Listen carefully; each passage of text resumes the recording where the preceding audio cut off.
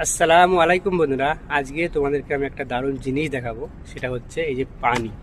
মানে এখানে ইউএ কান্ট্রিতে যতগুলো মসজিদ আছে কখনো পানির অভাব হয় না। কারণ এখানে ফ্রিজ তো এখানে রাখাই আছে এবং আরবিয়ানরা সবসময় পানি দেয় এখানে। আমার মনে হয় না যে আরব কান্ট্রি বাদে অন্য কোনো কান্ট্রিতে এরকম মসজিদে পানি পাওয়া যায়, মানে মুসল্লিদের জন্য। কতটা এরা মানে ভালো মনের মানুষ, যে নামাজ পড়তে আসবে পানি পিপাসা লাগতেই পারে, তাদের জন্য সবসময় এরা পানির ব্যবস্থা করে। মাশাল্লাহ।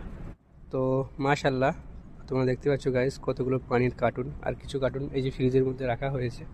এই যে এটা ফ্রিজ, এইদিকে একটা ফ্রিজ এবং মসজিদের ওইদিকে একটা ফ্রিজ। তোমরা ভালো করে দেখতে পাবে, এই যে একটা ফ্রিজ, ঠিক আছে।